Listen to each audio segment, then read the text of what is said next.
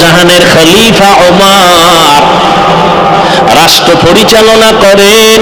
একটা security guard নাই, কোনো বডিগার্ড নাই। দুশ্মনেরা খুঁজে ওমরের এত পাওয়ার কেন, বডিগার্ড কয়জন? একজনও নাই। তাহলে এর মাইরা ফেলানো তো বড় সহজ, কয় অনেক সহজ।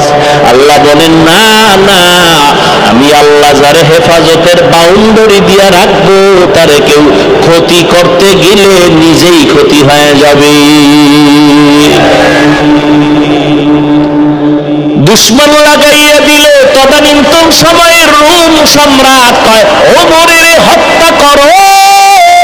একা পাইলে একাই কোথায় পাও? দেখো খবর নিতে নিতে নিতে নিতে খবর পাইছে খোলা ময়দানে ওমর হাতের বালিশ বানায় একা একা ঘুমায়। তরবারি কই কয় দূরে ফালায় রাখছে। এইটারে মার সুযোগ পাইছি, দৌড়াইতেছে আল্লাহর বান্দা। দুশ্মন ওমরের মারার জন্য যায়, ওমর একা ঘুমায়, তরবারি নাই, হাতের বালিশ বানাইছে। অর্ধ জাহানের খলিফা। দুশ্মন তরবারি নিয়ে একটু আগে আবার দাঁড়ায় ভয়। যাইতে যাইতে যাইতে যাইতে কিনারার একটু গেলেই তো কাম ঘটায় দিবে, কিন্তু তাকাইয়া দেখে ওমর একা ঘুমায় না। জঙ্গলের একটা বাঘ ওমরের পাহারা দেয়।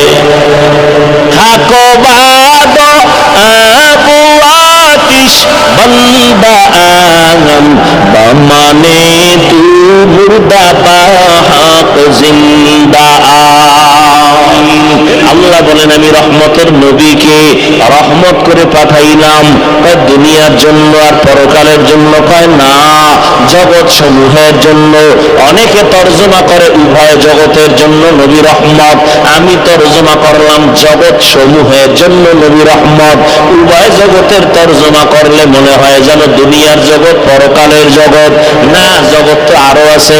রূহের জগৎ একটা আলাদা জগৎ, মায়ের গর্ভের জগৎ একটা আলাদা জগৎ, দুনিয়ার জগৎ একটা আলাদা জগৎ, আলমে বরজাখ কবর জগৎ একটা আলাদা জগৎ, হাসরের ময়দানের একটা আলাদা জগৎ, জান্নাত ও জাহান্নামের একটা আলাদা জগৎ। সব জগৎ সমূহের জন্য আমার নবী রহমত। রূহের জগতের জন্য নবী কেমন রহমত, ভিন্ন আলোচনা। মায়ের গর্ভের জগতের জন্য নবী রহমত, দুনিয়ার জগতের জন্য নবী রহমত, কবর জগতের জন্য নবীজি রহমত, হাসরের ময়দানের জন্য নবী রহমত, জান্নাতের জন্য নবী রহমত, জাহান্নামের জগতেও নবী রহমত। এটা কেমনে? জান্নাতের জন্য নবী রহমত, এটা বুঝলাম। জাহান্নামের জন্য কেমনে, এটা তো বুঝে আসে না।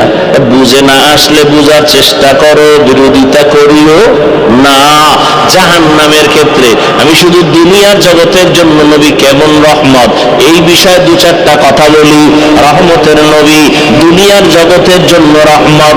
এর নবীরা আসে শুধু কি মানুষের জন্য? কয় না, রহমতের নবী মুমিন মুসলমানের জন্য যেমন রহমত, বেঈমানের জন্য নবী রহমত। পুরুষের জন্য যেমন নবী রহমত, নারীদের জন্য আমার নবী আলাদা রহমত। শুধু মানুষের জন্য নবী রহমত না, জিনদের জন্য নবী রহমত। শুধু মানুষের জন্য নবী রহমত না, জঙ্গলের প্রাণী পশুদের জন্য নবী রহমত, নদীর মাছের জন্য নবী রহমত, গাছের জন্য নবী রহমত, সব মাখলুকের জন্য নবী। আবু জাহাল হাতের মধ্যে পাথর নিয়ে কয় ভাতিজা মোহাম্মদ আছে কি বলতে পারো? কয় লাভ কি? কয় বললেই তোমারে নবী মানবো, কালেমা পড়বো। নবী বলেন আমি জানি না। কেন জানো না রে ভাতিজা? নবী বলেন আমি গাইবের মালিক না। গাইবের মালিক কে?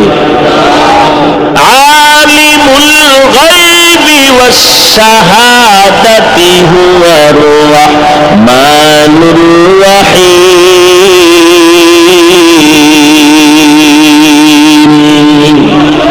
গাইবের মালিক কে? আর কেউ? যদি আমার পীর গায়েব জানে, এর নাম শিরিক। এর নাম কি? আল্লাহ বলেন আমাইয়া শিরিক বিল্লাহ ফাকাদ হারামাল্লাহু আলাইহিল জান্নাহ। যারা আল্লাহর সাথে শিরিকের গুনাহ করবে তাদের জন্য জান্নাত হারাম। ও দয়ার মালিক, শিরিক মুক্ত ঈমান আমাদের দান করেন।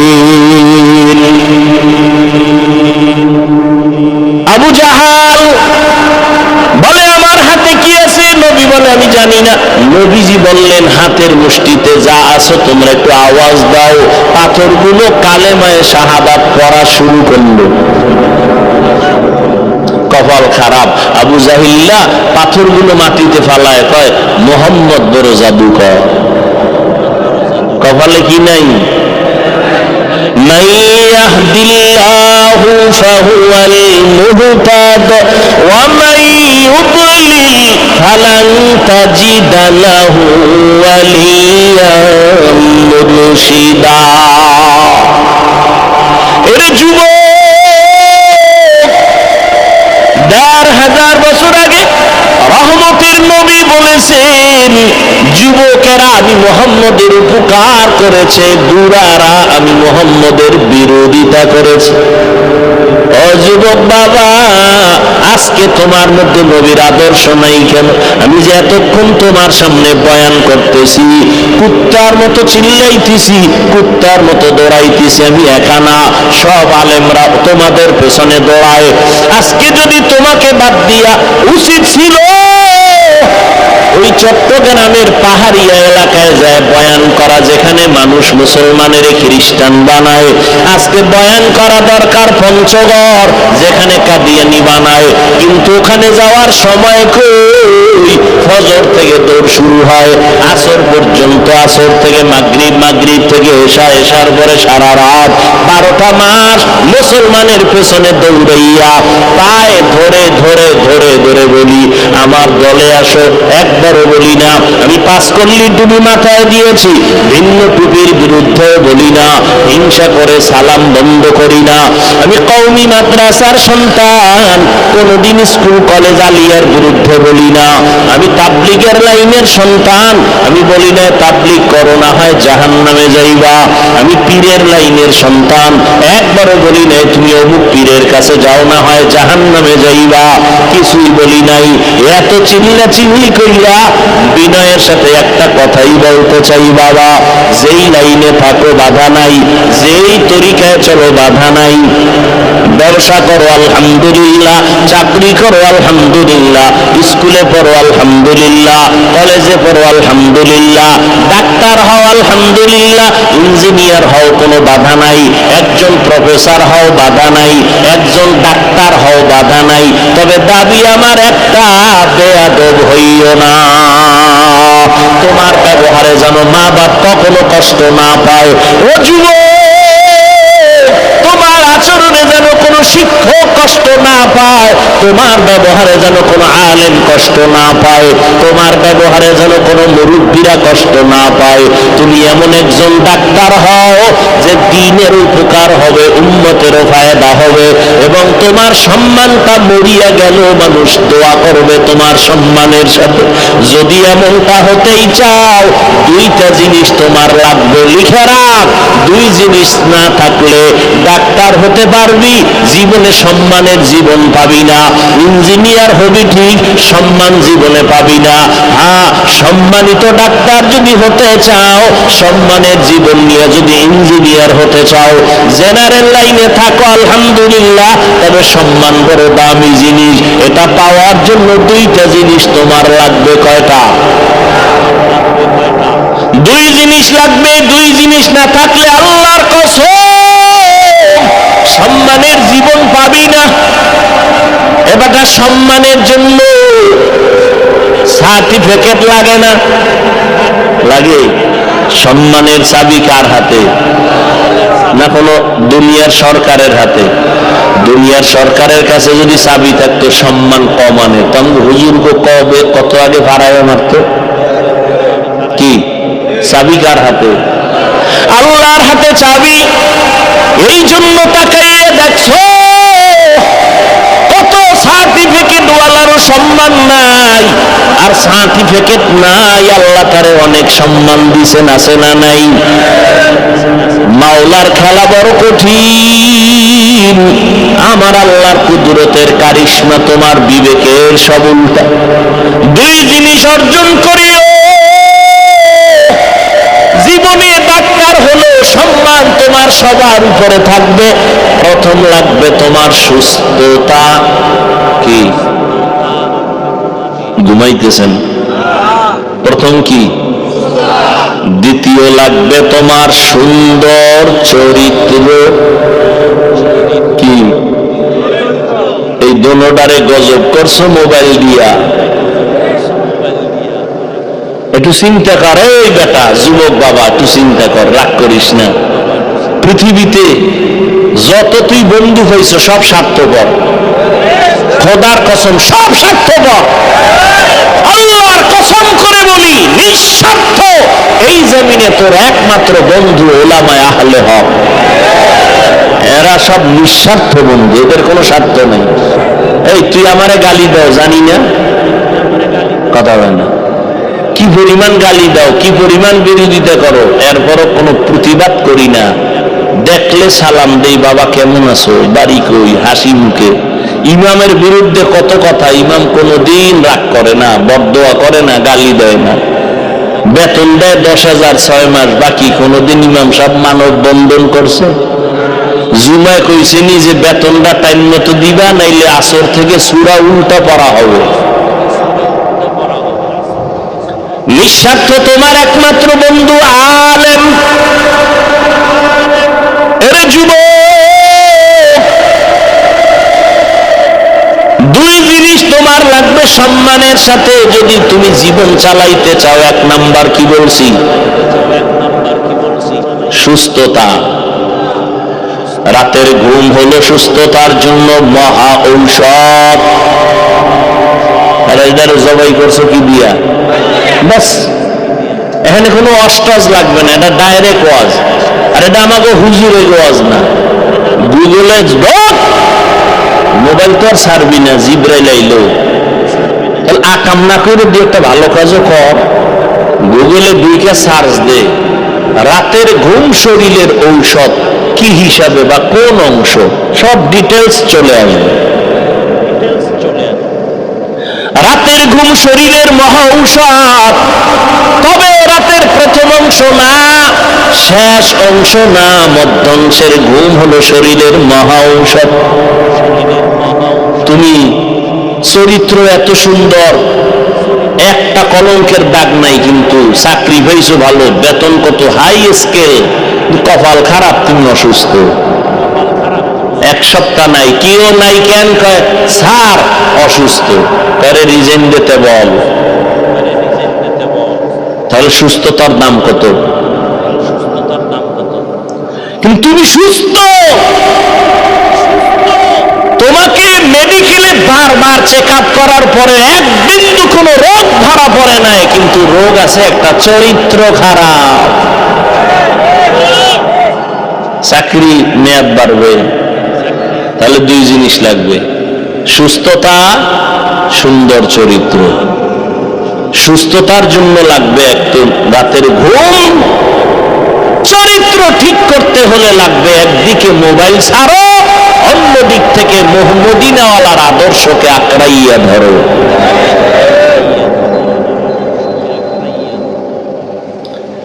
এই তুমিও মুসলমান, আমিও মুসলমান, নাকি আলাদা?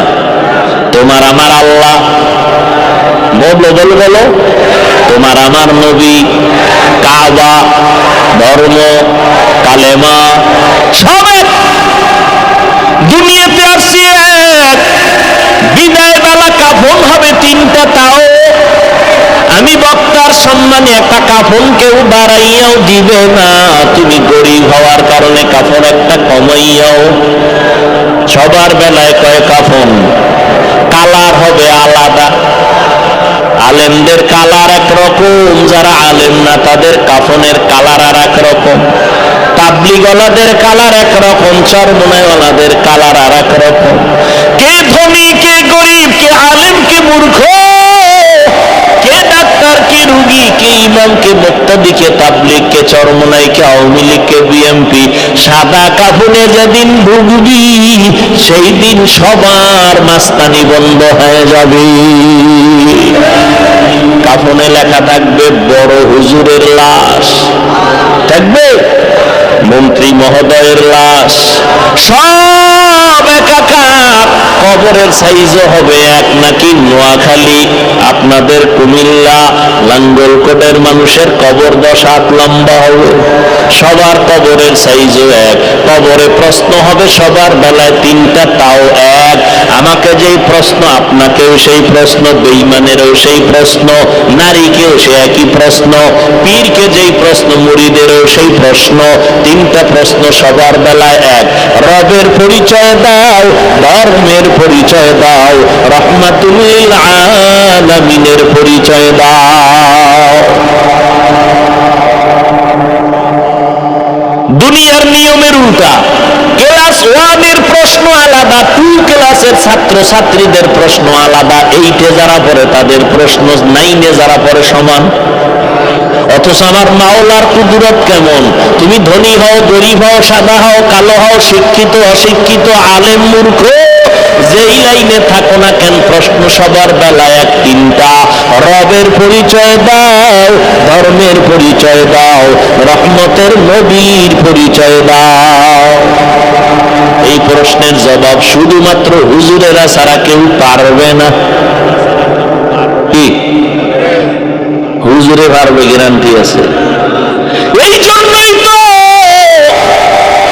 জান্নাতের টিকিট হাতে পাইয়া আবু বকরের কান্নার আওয়াজ, ওমরে ফারুকের কান্নার আওয়াজ, যেই ওমর 27 বছর বয়সে রহমতের নবীর হাতে হাত লাগাইয়া কালেমার পতাকা ধরলেন কয় বছরে? জোরে কও।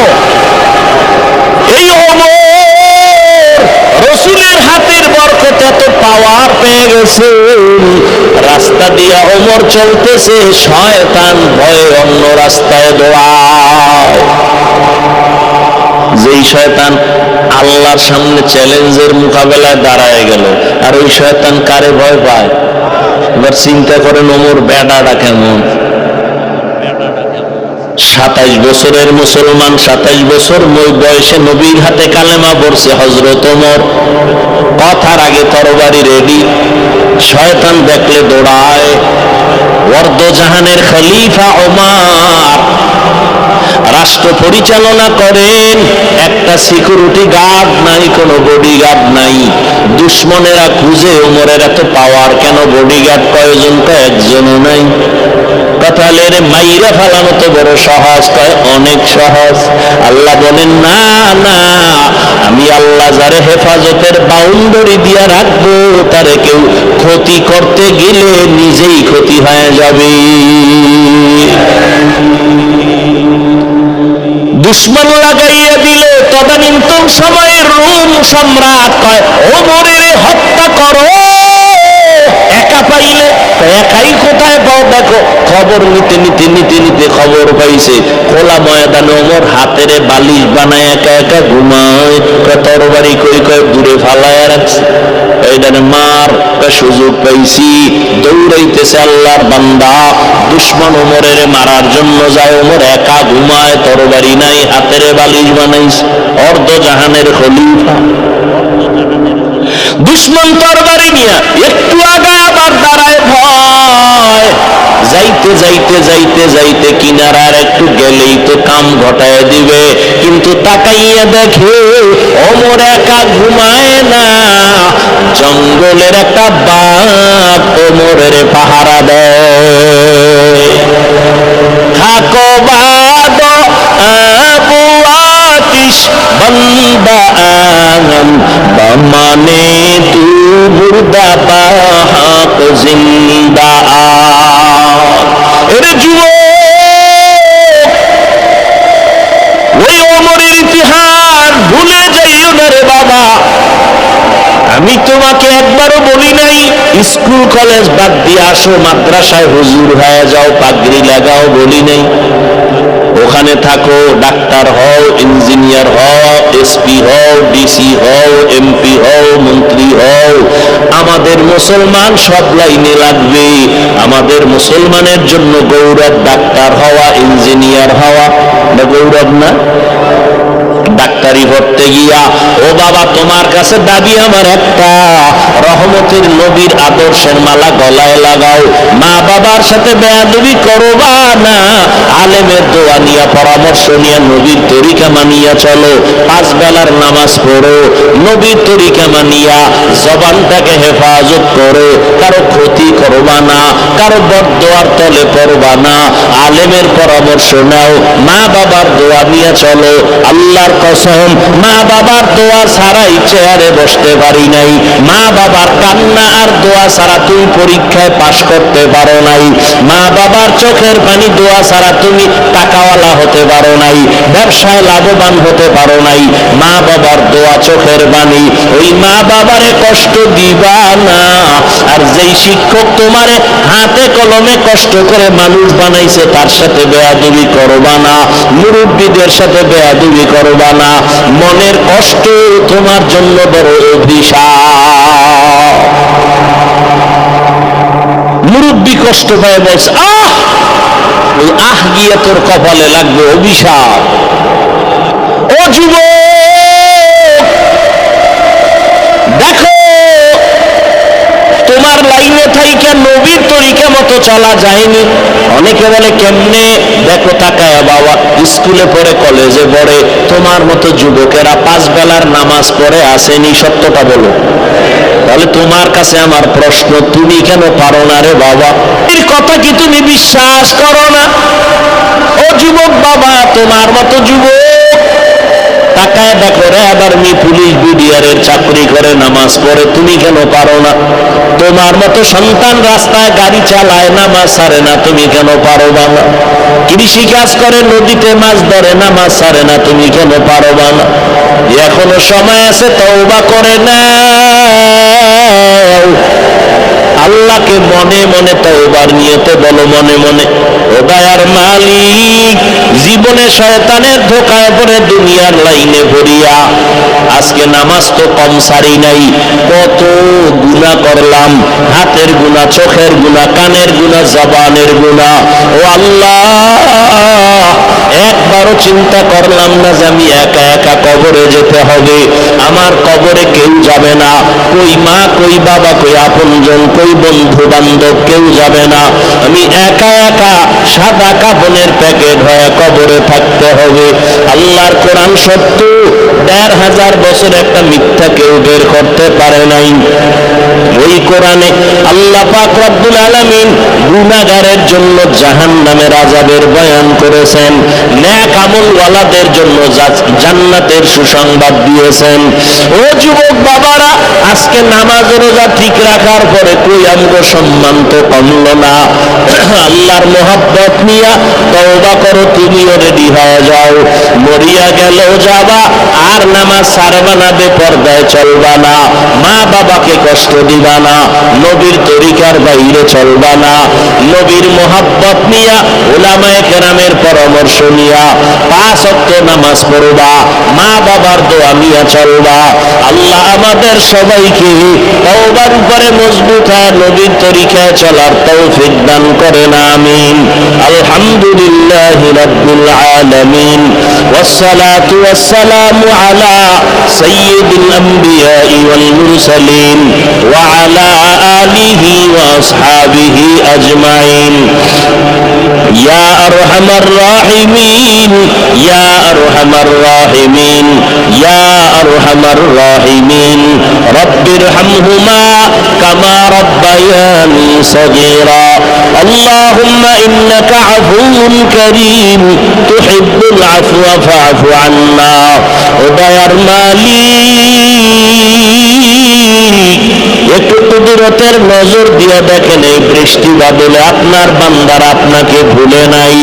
কত যুবক, কত ছাত্র, কত আলেম, কত মুরব্বীরা হাজির হয়েছে, মা বোনেরাও হাত তুলেছেন। মেহেরবানি করে আমাদের জীবনের গুনাহগুলো মাফ করে দেন, মাহফিল কবুল করে নেন। আয় আল্লাহ, সমস্ত এলাকাবাসীকে কবুল করে নেন, ঘরে ঘরে শান্তি আল্লাহ দান করেন, সুন্নাতওয়ালা জিন্দেগি দান করেন। আমার কলিজার প্রত্যেকটা যুবকের দিনদার বানায় দেন, রিয়া হাসাদ কিবির দূর করে ইখলাস দান করেন। উলামায়ে কেরামের পরামর্শ নিয়ে নবীর তরিকায় চলার তৌফিক দান করেন। 5 ওয়াক্ত নামাজি বানায় দেন। মোবাইলের গুনাহের থেকে হেফাজত করেন। মা বন্ধুরে আবেদা বানায় দেন। সন্তানগুলো নেককার বানায় দেন। লেখাপড়া যারা করে পরীক্ষার্থী কামিয়াবি দান করেন। সারা দুনিয়াবাসীকে মাফ করে দেন। ফিলিস্তিনের মুসলমানের উপরে রহমত দান করেন। ইসরায়েলের জালেমদের জুলুম থেকে হেফাজত করেন আল্লাহ। আমাদের ভেতরে ইখলাস, ইত্তেহাদ, ইত্তেফাক দান করেন। রিয়া হাসাদ দূর করে দেন। আমাদের মা বাবা মুরব্বী যারা দুনিয়ায় নাই